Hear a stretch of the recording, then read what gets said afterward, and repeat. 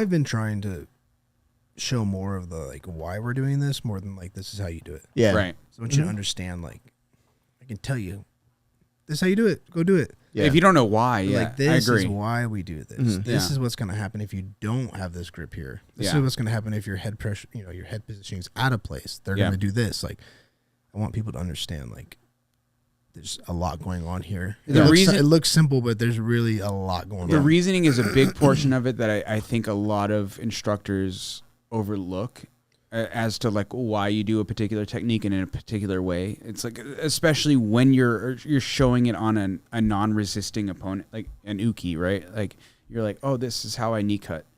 I'm dropping my hip here because of this or whatever. But if you're not like explaining like what your opponent is probably going to do. Yeah, you have to have that. Yeah. You have to have that. Yeah. Because it needs to be like, you need to be able to anticipate that or know it's coming. Right. And then like, okay, that's going to happen. Let's work out of that position. Right.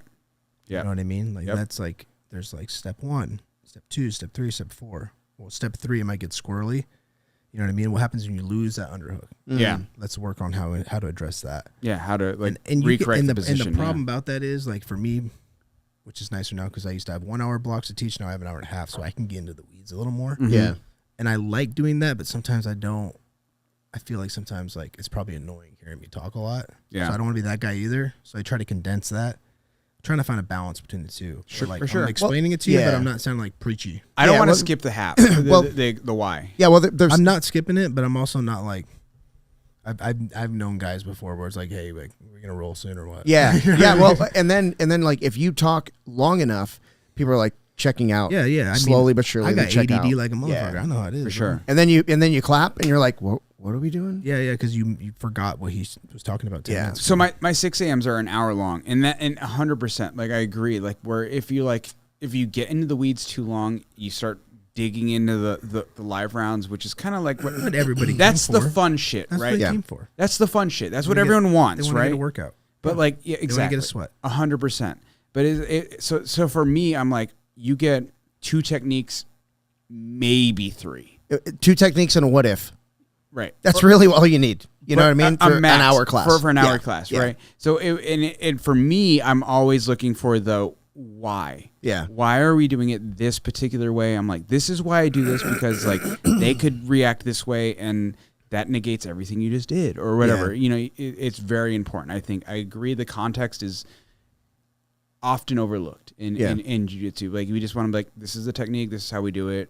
And everyone's like, okay, but what if, and that whole like line goes down line. If you're not explaining the context of like a particular technique, it's like, well, then it gets lost on a lot of people. Yeah. There's just a lot of dumb people that don't understand either. But Yeah. I'm one of them. Thank you very much. Yeah. It took me a long time. It depends. Like, right. Because if you have like a really like cerebral, smart, like athlete who's like, okay, I understand that this is why we're doing or this is how we're doing the technique, but like, can you explain why? Yeah. Right. Because it's really important for a lot of like really like cognizant, like smart athletes to like know that stuff because that's how you, honestly, like that's really important. Like I said, I think it's often overlooked where you're just like, oh, this is how you do a technique. But like the why is very, very important because otherwise you're just like, all right, well, I might cut corners, right? Unless you know why you're not cutting that corner, Yeah. right? And it's good when you have like students who are asking those and questions sometimes that's led by the students too. Like you're 100%. you're walking around after you showed something and they're like, this keeps happening. Yeah. Yeah. Like that's a good point. I love that Let me when- go ahead and like I'm gonna address it. Yeah, Because I you're love- like the third person that's asked. Mhm. So Yeah, I love that when you have like a student who's like, hey, so that technique we were showing like 2 weeks ago, I've been trying that, but I keep getting stuck here. Yeah. I fucking love that. That's very satisfying. Because when it somebody's means doing means they're like taking what you're teaching and they're trying to implement it, and they're struggling with something, and they're like, oh, here, and it like highlights like as a coach or an instructor or teacher, whatever you want to call yourself, right? professor. Professor. Oh, professor. I hate that one. That's my least favorite. I don't like when people call me, but they do. Yeah, they Yeah. do. Yeah, as a black belt, they're like professor. I'm like, just call me Tojo.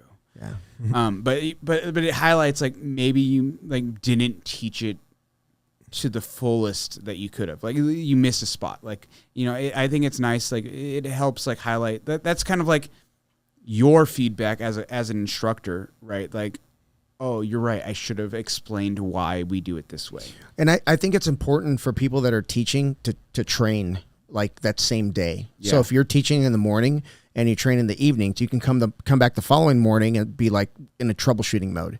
Hey, this is what we're working on. This is what I'm seeing. This is where I'm having success. When they do this, then we can implement that. Yeah. And if they do this, it's shut down. You got to go to something else. I think that's so valuable. Yeah. But there's so many coaches out there that go 1 hour to teach and then they ghost.